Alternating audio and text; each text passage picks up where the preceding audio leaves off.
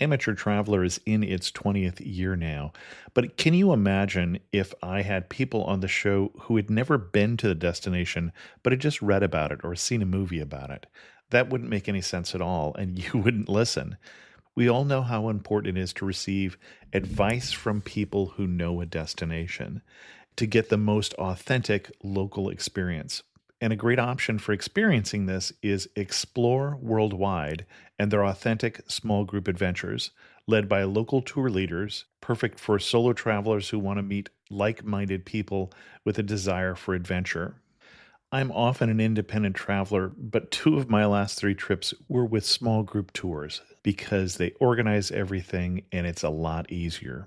If you want to recreate the tour I did to Malta, they have a Malta and Gozo Discovery Tour. I'm intrigued by one of their tours called A Taste of Sicily. The company again is Explore Worldwide, and visit exploreworldwide.com to learn more. And thanks to Explore Worldwide for sponsoring this episode of Amateur Traveler. I got my bags packed, I'm on a roll. I'm heading out there and I'm ready to go. Looking real good in my passport photo. Oh, no. Amateur Traveler, episode 322. Today, the Amateur Traveler talks about food and festivals and cliff diving as we go to Puglia in Italy. Got to sit in one more cafe. I know that I should be heading home, but maybe not today. Welcome to the Amateur Traveler. I'm your host, Chris Christensen. Before we get into this week's interview, I do have three news stories for you. The first one is a disturbing story that comes out of Denver. There was a problem with a plane, United Flight 5912, that was landing in Denver when suddenly the cockpit on this snowy day started to fill up with smoke, and the pilot called for an emergency. But the problem got exacerbated because the control tower heard the wrong flight number and heard United 12, didn't know of any United 12, and thought this was all a joke. And so instead of rolling emergency equipment, they did not. And so they did not roll emergency equipment when they should have. Fortunately, everybody got off the flight okay and there was no serious problem, but it could have been a bad situation. Another strange situation in the Denver airport this week was a woman who was asked to stop smoking, but instead took off all her clothes. We don't know why, but it's thought that she had some sort of breakdown. Now that's an unusual addiction to smoking. And then speaking of people disrobing, there were 200 students who were stranded on their way back from a ski trip in the Alps because they behaved so badly on a P&O ferry on the way from the United Kingdom to the continent that the University of Manchester students, 200 of them, were not allowed on the ferry on the way back. They had boarded the ferry drunk, they were aggressive, fights broke out, and they were exposing themselves to the other 1,559 passengers, including young families. For links to all three stories, check out the show notes at amateurtraveler.com. I'd like to welcome to the show Antonello Losito, who's coming to us from Puglia in Italy. Antonello, welcome to the show. Thank you so much. Thank you so much, Chris. And Antonello is coming to us from Southern Visions, which is a cycling tour company in southern Italy, although we're not going to be talking so much about that. We'll talk about that a little at the end, but we're going to talk about a region. And let's start with, where are we talking about? Well, I think Puglia as a destination on the map is still relatively unknown to the general public. Generally, you will look at Italy and you'll refer to regions like Tuscany or areas like Venice and Rome. Puglia is a little bit off the radar and is the heel of the booth. It's the longest region in the country and has so much diversity because it's still kept in a very authentic way. And so if you want to think of it, sometimes I like to refer to Amalfi, and then people immediately know where Amalfi is. Mm-hmm. And then I said, well, no, that's not it. On the opposite side, it's 250 kilometers east on the Adriatic shores. Okay. And overlooking basically the views you get is of the shores of Croatia across the Adriatic. Right. We actually see so many things out there across the Adriatic because almost 150 kilometers in the northern part, we certainly face Croatia and the area in between Split and Dubrovnik. Bari looks straight across Dubrovnik, and then south of Bari and the middle of the region, we look at Montenegro. And then at some point in Otranto, relatively south. That's the easternmost point of Italy. And then we're only 40 miles away from Albania. And then at the very tip, eventually, in some ways, we'll be looking at Greece. So it's very wide. Okay. And then we should clarify one confusion that I've had already with the name, because if I look at an English map, I'm looking at the region called Apulia, and you're talking about the Italian name, which is Puglia, Puglia. That's correct. I think Apulia will fit in the category of names that will eventually sound more familiar to the English-speaking population. But generally, there is a reason why that name has been picked up, because it's not incorrect. It generally refers to the first locals and the first settlement that was found in the 5th century before Christ that will go under the name of Apuli in the little port town of Ignatia. So since Puglia is a little bit intense and a little bit problematic for the English-speaking population, and Apulia has been always considered as a good alternative. But quite frankly, and as a local, I think I'll conduct this interview with you today referring to Puglia, Puglia only. Okay. So yes. Puglia is the correct way to refer to the region. So we're talking about a region that doesn't get quite as much tourism. Why should somebody go to Puglia?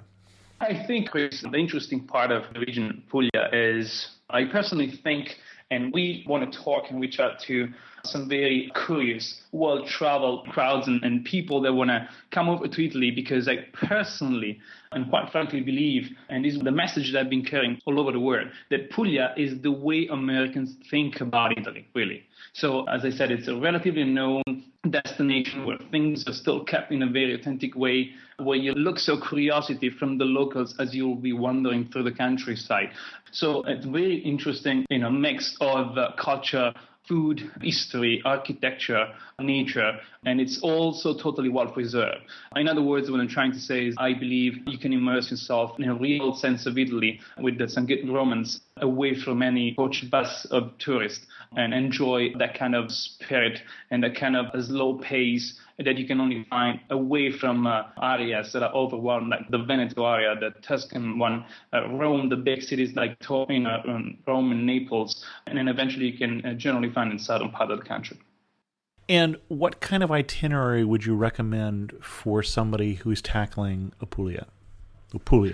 That's a very wide question, and you're asking me something quite big. I think, quite frankly, the honest answer to your question would be you should just come over and just take it as it comes. There is so much to offer, and every single angle is so authentic, and the locals are so warm and friendly that Puglia will be an adventure every minute.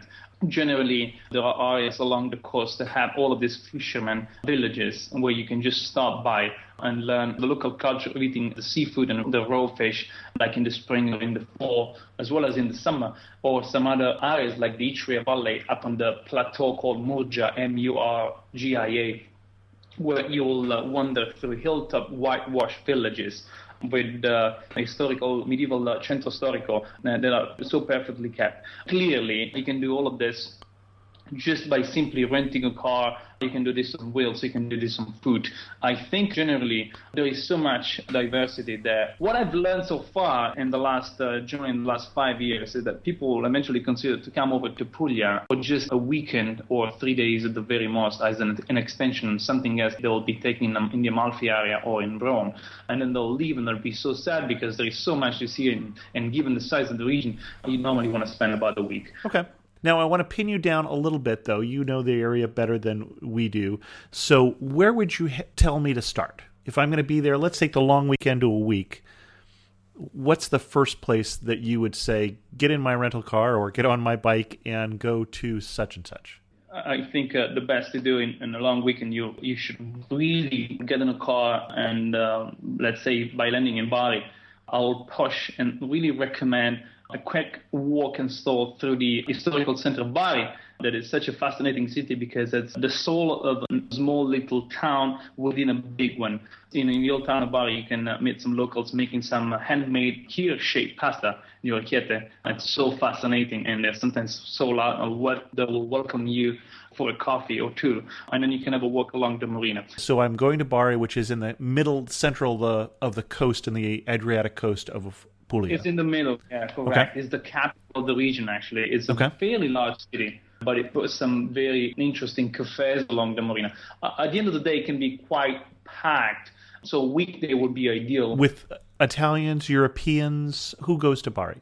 That's the funny part. It's pretty much ignored by any tourist, sadly, just because it doesn't immediately appeal to the public because it looks like a big city. What's interesting, though, is that there is the centro storico, the historical center of the city that is lays down by along the sea, that is so unique and so authentic. And it shows a local, very authentic, slow-paced life that is different. That's the older part of the city that is different from what happens outside of the walls. So it's kind of very unique. So I'll walk all the way down to the harbor and the marina. I'll leave my car there and I'll take a couple of hours walk through town, visit the cathedral and visit the St. Nicholas Church.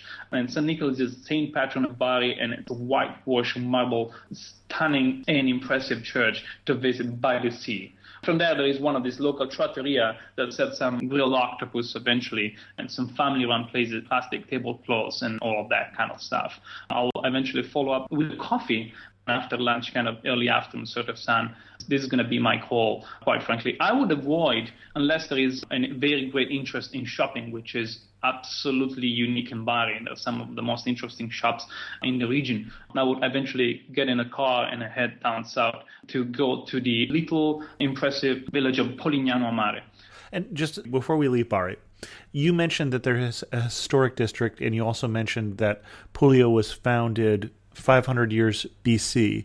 Now, if I'm not mistaken, and I think this is something that people might not know, this used to be part of Magna Greca. This used to be part of Greece. Absolutely. And so when we think about history here, most people are going to guess we're talking Roman history, but we're really going well before that. Well, yes. There is such a melting pot of culture, invasions, and evidences of all these dominations. Because I want to actually invite you to think about, when you look at the map, at the shape and the geography here that we're talking about. And Puglia is not just simply the heel of the boat as we like to think about when we talk about it, but for so many years has been so strategically relevant that was considered almost like a bridge. And as I said, when we look down, all the way down to the Otranto, Ijuntum, as it was called at the time, it would almost connect to the other side. So, it's been always so strategically important. We've been bit by so many ones, starting by the Greeks. And so we'll find some very strong influence as we will move down south till the end, till the tip of the hill.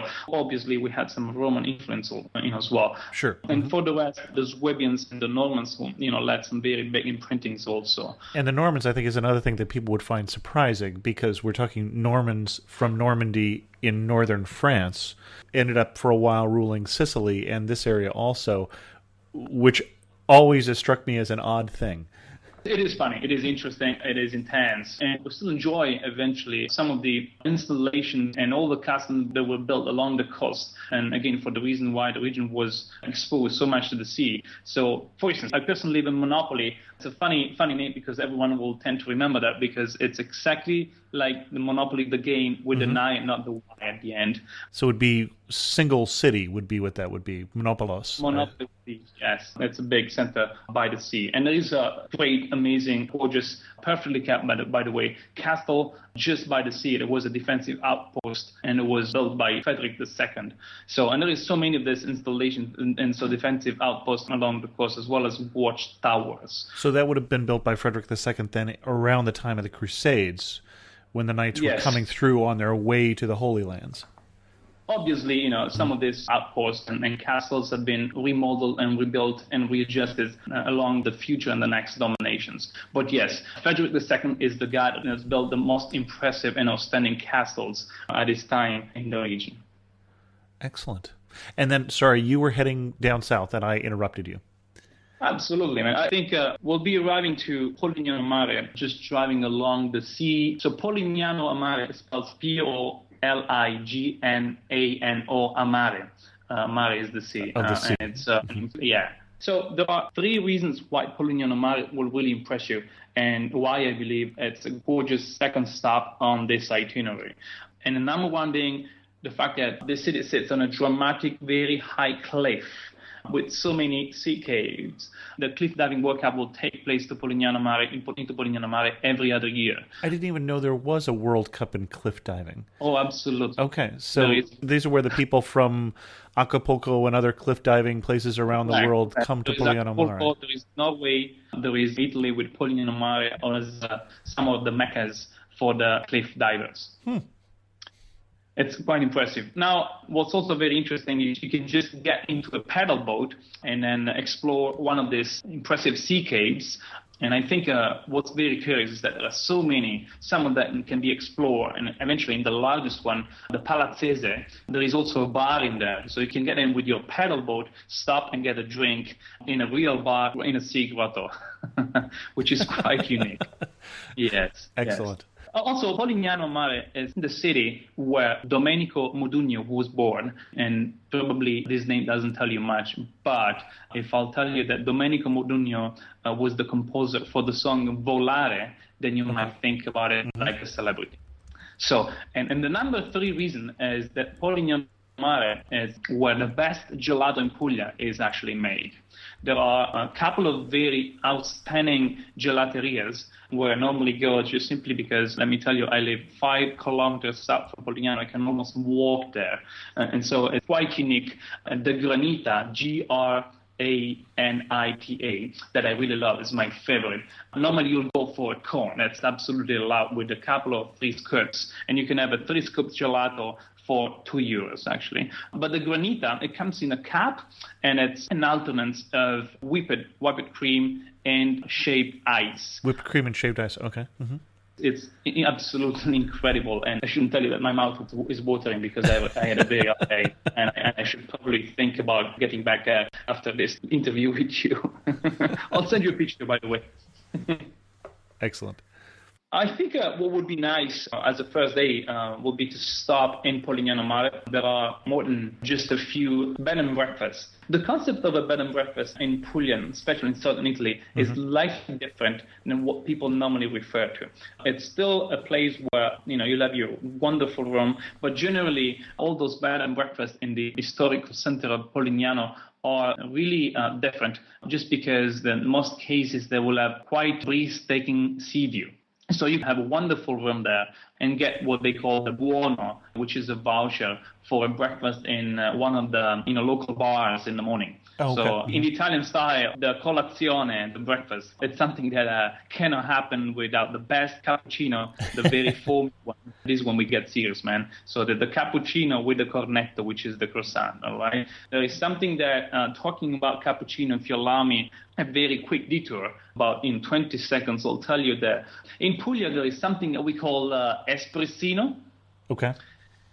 So I might tell you not much because you certainly know, Chris, what an espresso is. Certainly, right. You know what a cappuccino is, and I'm sure you'll like it. But the espressino is something in between an espresso and a cappuccino. Why is that? Because the cappuccino, and it's quite funny, for the Italians, it's really a breakfast component. Right, right. I've heard that ordering it after 10 o'clock is a great way to show people you're a tourist. So. If you don't want to be spotted as a tourist, then you should not go for a cappuccino really after 10:30, 11 a.m. Otherwise, number one, you will not be a local. Number two, the number 2 reason is because you might have had a very rough, intense night so the night before. The espressino, it comes in a very special cup. It's right in the middle, inside of an espresso and a cappuccino, and it can be best described as a very small cappuccino. So the best way around it is to get 2 of those instead of a cappuccino, and then you'll pretty much get the same result. The other thing that we discovered when we were in Italy, I think the last time there, is our American idea of getting a cup of coffee to go isn't something that has caught on yet in Italy. In fact, we were in a restaurant, and I think it wasn't just my bad Italian, but they literally couldn't understand the concept of why would you want to drink your coffee on the run. You sit down and you enjoy your coffee. Yeah, well, this is a very sensitive subject, obviously. I guess the coffee culture here in Italy and in the southern part of the culture especially is quite big. And no kidding. I think the coffee concept refers to a time of gathering with friends. So you can have multiple reasons to go stop for coffee. They call them multiple excuses to run away from your duty. And in fact, the coffee place is when you stop in a bar, you can customize your place, you can talk with a friend, you can take 5, 10, even 20 minutes of your time, but right there. That's why as soon as the season starts and gets better and warmer, every bar fights to have some space and room outside to put tables and chairs so people that can sit and enjoy some time there. So it's quite serious. Now, you're talking about the season, so that actually brings up a good question of what's the best time to go down here. I know you were saying that for the cycling business, your season really just started this weekend. Yes, we're in the southern part of Italy, southern part of Europe. So generally, it's an area that it's much warmer than the northern part. So I think looking at the calendar, the very best way to come to Puglia is the spring and the fall. Now, let's nail this down. My favorite time, it's really May, the entire month of May, with the second and third week being my very best pick. And it's very warm, we'll have temperatures that will spin around the 75 to 85 in between the daytime and nighttime. But what's really magic is there's blossoms of love, but also the country is that it turns entirely red because of millions of poppies. So the papaveri. So it's really incredible. It's really magic. So May, it's fantastic. But also September, it's a great month. The first 3 weeks in September are really my best ones because there is no one around, and eventually the sea is still so warm, so you can go take a walk along the sea. You can take a swim, and the water is so well warm. And especially in the first 2 weeks in September, there are so many food festivals that are quite unique. And I think it's a unique chance for any traveler and any American coming to Puglia to have a real immersion into the local culture. And these are moments when the local community gathers around the fire, around some really loud music in a small country district, celebrating food not just as sustenance, but as a real set of traditions. So it's quite good. And do you have one or two of those that you've had your favorite experiences at? Yes, one that is very interesting, my very favorite one, is the Sagra. Sagra stands for the food festival. La Sagra del Fiorone. You probably know what the word fico means, isn't it? Fig. Oh, okay. Well, I'm going to tell you something quite unique. In Puglia, our fig trees will ripen twice. Okay. We have early fig in the late May and in the whole month of June. So this food festival takes place in the little village of Pezze di Greco. Pezzedi, Greco, Greco, and it will celebrate the Fiorone, which is the early fig, slightly bigger in size than the normal summer fico. They're quite unique. We make some amazing jam out of, and so the whole event spins around any possible use of a Fiorone. So that's my real favorite because normally there is so much folklore with some wonderful pizzica dance, which is a local dance that I really like. It's very, very colorful. And you're saying Pezze di Greco, so that's something of Greece, but the name of the town is Pezze di Greco? Yes, it's Pezze di Greco. There is so much of these pockets of influence that have been totally kept, including some other areas that will still preserve and keep some traditions from Albania eventually. It's very variegated, but I think that's what makes this place so interesting. Interesting.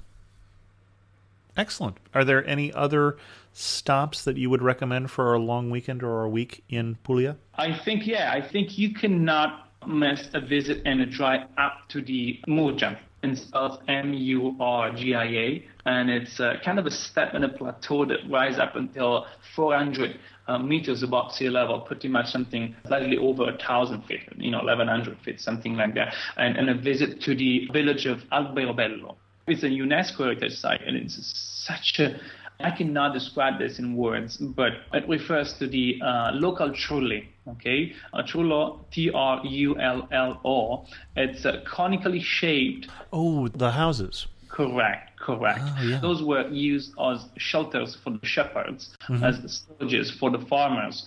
But in Alberobello is where they reach a level of sophistication because is where an entire community settled and used to live all together with the animals. So a big complex is of trulli in a total number of 1,500 trulli all together in one district that is so unique to see, man. It's really, really intense. The big ones were used the very poor times when the animals will sleep and take the whole space at the ground level, and then there will be an upper wooden deck. In the small ones, you'll store all forage and food for the animals. But this is where also the shepherds will stay and live. The breath of the animals will warm up the air, and so it will be fairly warm up there on the upper deck. It's really a must. You can knock on Puglia. I think that will be a good lunch stop on the second day. I will stop there, walk through town, enjoy the beauty, take some amazing photography, learn about all of the pinnacles on top of the roofs, get a coffee, and then eventually I will continue on after lunch for a visit of Loco Rotondo. Loco Rotondo, it's the only Italian word with 5 O's. And if you think about the word, it's Loco Rotondo. Loco, locus, rotondo, round. It's a perfectly round-shaped village, and it's entirely whitewashed. It was settled as a stop on the way down along the coast from Taranto all the way down to the Adriatic side. And it's so unique. And this is a place where another very interesting aspect of the local architecture takes place with Le Commerce. So in Loco Rotondo, we have another great dive into one of the most interesting aspects of the local architecture with Le Commerce.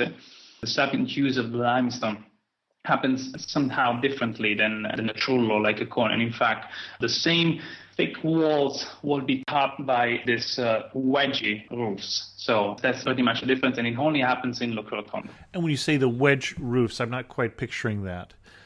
2 faces and 2 sides. Oh, got it. Okay. Instead of a cone. So it's not rounded like the other It's not ones. rounded like the trullo, the tops, very thick walls around. Okay. Loco Rotondo can be very interesting stop also for there are some local artisans that I really like that have some shops in there. So this old mama and old ladies, they'll be sitting outside their houses in these little narrow alleys, and they'll be working on some tablecloths or some laces, the merletti.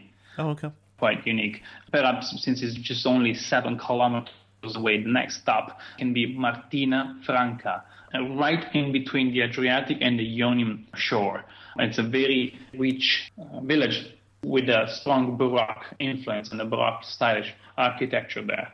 I think Maria Concetta is the name of this lady there. She's been making laces over the entire life simply because she didn't want to go to school, and so she had this great passion that she inherited from her grandma, and there is a great history behind it. She has this little tiny shop, and you can go talk to her. Sometimes she will just put the little kind of sticker on the door saying "Torno subito," and I'll be back in a minute. I'm somewhere doing something.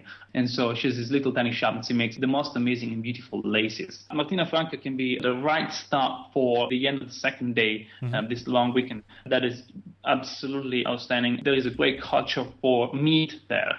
So in fact, the diversity that you're going to find in one of the villages, one of the fishermen seaports along the sea, I suppose is up on the hill with this meat culture and these extensive, very dry areas that will the region of Basilicata. Martina Franca, it's a very elegant and very rich city with nearly contest for the best decorated, most elegant balcony. So you'll find the people there really respectful and so much into elegance. Well, pretty much like any other Italian, really. But I was going to say, okay.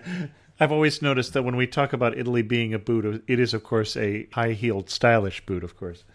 Yeah, of course. Yeah, always. When you talk about Italians, they spend their money and all their concerns are pretty much about the way they look. The look in Italy is really, really important. You probably know what I'm talking about when I refer to la bella figura, right? Mm-hmm. La bella figura is what people are going to think about me. So I better get the nice pair of shoes and the best car that I can probably afford and all of that kind of stuff. So that's always there. That's part of the fun, let me tell you. Going back to Martina Franca, I think that can be the ideal stop for the end of the second day, and a walk through town will quite amaze you. Martina Franca is one of the largest, best kept historical centers. And actually, if you look at it on a map, it looks almost like a bean, and it's one of the greatest shopping in town. There are some very elegant avenues and strade with so many wonderful shops also. Moving to the third and last day, I would probably recommend a drive back down along the coast for coffee time, actually, before a real dive into the local seafood. I'm quite amazed about how the seafood is so part of my daily habit. And I think it's so much off from any idea of people coming to Puglia, because in the villages of Savelletri and Torrecanne, the entire community pretty much base their economy on the fishing. I want to probably remind you that Puglia, being so long and still being the heel of the boat, has a coastline for over 800 kilometers. Mm-hmm. So that's why the fish is so important. And clearly, Puglia is a paradise for the Mediterranean diet. Everything is absolutely fresh. We're quite spoiled down there with the cheese and the seafood and all the crops and olive oil and all that. We are never going to get anything from the day before. We're one of the most spoiled populations on earth, quite frankly. So when you say not going to get anything from the day before, it's got to be fresh. It's got to be fresh. You can get something from the day before at home. Say You've been making some wonderful pasta or like a good frittata or some fish, and you can heat it up from the day before. You can have some leftovers from the day before. That's when it's allowed. But I'm telling you quite frankly, when you go in the shop and Caseificio in the morning, the guy's down there by the counter and is really proud and is going to tell you, Signora, questo è di 2 ore fa. It's not going to tell you, this is from 2 days ago. It's not going to tell you this is from yesterday. It's going to tell you, hey, this is from 2 hours ago. You should really get it. So this is how picky we are, quite frankly. Going back to Savelletri, because I really don't want to miss that. It's a very interesting, colorful place with all fishermen, it's a very local, interesting hot vibe there. Locals and fishermen walking through town, this little tiny harbor with all of the blue and red painted kind of pescherecci, the fisherman boat. And you can just sit down by the shore, and what happens there in a family-run kind of concept, the men will be coming back from the long day of fishing with the pescato del giorno, with the fish of the day, and then the wives will turn into chefs. So they will have this seasonal kiosks along the sea, and very informal one, plastic tables, paper tablecloths, and all that kind of thing. And you can have some sparkling, icy Verdeka white wine with some sea urchins eventually, and some octopus. We love the octopus. They'll show you the size. In some cases, will still be alive, and it just will melt in your mouth. The gratin mussels, the cavatelli pasta with the frutti di mare, with the seafood. All of these are things that the locals will go crazy for. This is the way the locals live, and this is stuff you're never going to find on any guidebook, let me tell you. Excellent. One question. So you deal with tourists all the time, sometimes from outside Italy, obviously. When they come to Puglia, what keeps surprising them? What amuses you? Because it keeps surprising the tourists. They're expecting one thing and they don't see that. I have so much passion and so much respect for all of our friends and visitors that I personally generally refer to them as guests. I don't normally like the word tourist too much. I love and I look at them as guests, as people that are investing some money to learn about the region. And I think my role as a local is to help and facilitate an educational kind of time. I also going to tell you that we pretty much work, and I pretty much welcome people from all over the world, from North America, some Australians and Russians. What happened and what keeps them so surprised and amazed about the region is the pace of life. Saying is getting stuck into town, driving behind a 3-wheels car, the Ape car, is the fact that you'll see people in the car stopping and they will roll down the window and they will talk for even 30 seconds with friends across the street, and no one will get mad. Is that kind of approach to life, is that kind of simplicity, is the authenticity, the local mamas, and the greatness of food. I think one of the things that is really surprising, and I'm telling you this because you might imagine that people coming to Puglia might have been somewhere else before, might have been to Tuscany, might have been to Sicily, might have been somewhere else. So come and say, well, you know what, I want to do something else. What about Puglia? In some occasion, they will make some research prior to the trip. Some other occasion, they will come blind and they will not know what to expect. One of the things that is really great and that will pretty much amaze anyone are these olive trees. And I'm telling you this because obviously there is so many of these in Tuscany, but the olive trees of Puglia, when we talk about them, we're talking about art. We're talking about really live sculptures. These are one of the things that the architecture sometimes is really one of the things that is among the most impressive kind of things with those truly and Masseria, the 40 farmhouses. But really, I think if I should pick number one reason that will impress everyone is the authenticity of life and is the pace within which everyone lives. It's something that it's very hard for me to explain, and it's something that still keeps me here with so much happiness and so much pride. I really think there is not a place like Puglia because of that. As everyone is having a blast just simply because it's alive. So to help us understand Puglia versus the rest of Italy, one thing you would see all the time in Puglia that you would never see in Rome? Quite frankly, I think it's the space. There is so much space. It's the nature. Sure. The nature can swallow you. It's just really big. It's the space that it's all over around. It's the countries or the colors. I think I can describe the region with the three major colors being those, the blue of the sea, the crystal kind of clear blue, azure, Adriatic, and as well as the ionium. The white, the number one color of all of these villages, the whitewash villages, as well as the green, the dark, intense green on the olive tree leaves. I think it's the nature. The nature is the number one as well as the architecture. But one of the things that I generally refer as a unique kind of experience that you're going to find in Puglia every day is the love for life.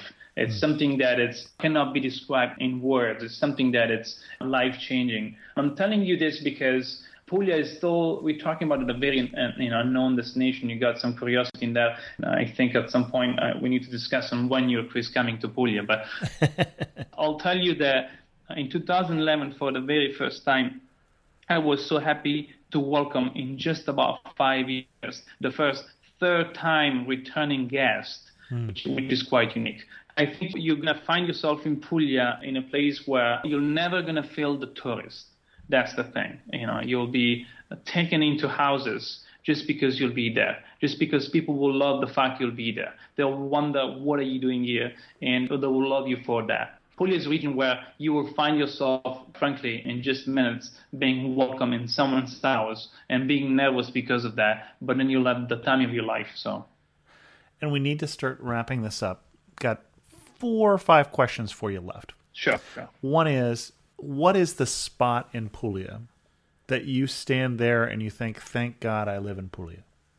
I'm totally in love for the life that happens in Polignano Mare. There is this beach within the city with this big bridge over me, and I love to sit there at any point in time of my day, get a gelato, get a beer, get a panino, and just spend my lunch kind of time or end of the day or my aperitivo. It's just right into town. I love the fact that I can think about a place with no one around me and I'm not too far away also. So that would be my place. And I always and very often go to this beach in the city of Polignano Mare, and most of the time generally, but just by myself. Okay. Now, a slightly different version of that. One day of the year where you think, how could I live anywhere else? Generally, I love those days at the very end of April when you understand the summer is not there yet. And it's so very warm, and you can just hop on a bike and then cycle and then start enjoying some of the very first cherries of the season, and you'll go with your basket and you will start stealing some cherries from a tree, and you'll be just by yourself, and you'll mess up with your face, and you'll have all of those cherries, and you just then sit down on the grass and lay down, against the sea. And this is the moment when I really think, gosh, I cannot be anywhere else, really. So. Okay. And then 3 questions left. The one thing that you just have to laugh and say only in Apulia. I think something that was really unique and that I see eventually happen every morning when you go in an old town, and you'll find all of these mamas that are cooking. And I think there is a couple of things that I'd like to picture to you. And one is you'll see mamas talking to each other in very narrow alleys and passing ingredients to each other across the balcony, up in the air. Or you'll find a small bottega. The bottega is a grocery, is an alimentari. And the bottega is a very small, tiny one. You might think about this with a small grocery and the owner of it just living upstairs, just above it. And then you'll find around noon 12:30, all these mothers rushing through to in seek of the last ingredient that is still missing, and they will eventually, and I promise you this, they will eventually walk through town still in their pajamas with their home shoes, and it's so fantastic. This is just so authentic. I love it. Yeah, I really do. Excellent. Last two questions. Finish this sentence for me. You really know you're in Puglia when what? You really know when you are driving somewhere, even on the loud road, and then you'll find a three-wheel car kind of stopping you just in the middle of nothing, and you'll just be patiently waiting down there. Or you'll just put the music on, and you'll have a stone wall on the right and a stone wall on the left, and then essentially all olive trees all over around. Excellent. And if you had to summarize Puglia in just 3 words, what 3 words would you use? A place to live. Excellent. And our guest again has been Antonello Losito from Southern Visions Travel. So, Antonello, if we wanted to come down there and you put us on a bike, how we would learn more about Southern Visions? I'd like, first of all, to invite everyone to come meet us and join and click on our Facebook fan page on Facebook, or visit our website, southernvisionstravel.com. You'll learn different and really authentic sort of a boutique kind of family-run way to discover a region like no other, whether this will be on food, wells, or in a real immersion into the food and wine of the region. Something that I really want to add to this is we recently opened a food and wine school as well, and that will be a great opportunity to learn about every single crop and the great food culture that Puglia offers. And just by walking through our gardens and meeting our farmers, or just visiting some of these unique places that I've listed, and just by sitting around the fire with all the producers of the most on the freshest crops that the region offers. So southernvisionstravel.com will be a website, and I also want to welcome everyone to come join us on our Facebook fan page. Excellent. Antonello, thanks so much for coming on The Amateur Traveler and sharing with us your obvious love for Puglia. It has been a great opportunity for me, and I find all this quite amazing. Thank you so much, Chris. And first of all, I'm going to make sure that you're going to come down to Puglia within, by the end of the year. Excellent. Special thanks go out this week to Mike Christensen, who is both my favorite son, only son, and also the editor of The Amateur Traveler. My apologies that we missed a week, but Mike didn't have time to edit the show, and I've gotten to the point I can't do it without him. And so this is a good time to acknowledge the hard work that he puts in, because this was his birthday this week. Speaking of people helping, if you check out the Facebook community, facebook.com/amateurtraveler, you may start to hear more from Kirsten, who is taking on the position of the assistant for the Amateur Traveler. So that will help me out as well. We had some good reaction to episode 321, Travel to Umbria in Italy. Among the comments that we got, Mike said, Umbria looks amazing. Spencer said, this was your best Amateur Traveler episode ever. Entertaining, informative, and touching. Makes me want to move to Umbria. Great job. And I appreciate that Spencer spelled Umbria phonetically, so I knew that he was saying it correctly. And Corinne said, enjoyed listening to Rebecca talking about her experience in Umbria. I cried, though, when she discussed her Italian mother, a person in Umbria who had a big impression on her. So glad she spoke of ironing PJs after that. The tears were replaced with laughter. Enjoy your podcasts. Thanks. And Brad said, ditto what Corinne said. I'm glad you didn't edit it out. And since we mentioned Mike, who edits the show, he and I both decided that the story there of her Italian mother was a very touching story, and we didn't want to edit it out, but he had the awkward task of deciding how long a pause do you leave before we carry on the story so that I don't sound completely heartless. But I thought he did a good job with that. With that, we're going to end this episode of The Amateur Traveler. If you have any questions, feel free to leave a comment on this episode at amateurtraveler.com or drop me an email to host@amateurtraveler.com. You can also follow me on Twitter at Chris2X. If you happen to be around iTunes, we love 5-star reviews. And as always, thanks so much for listening. I got to see one more cathedral. I got to sit in one more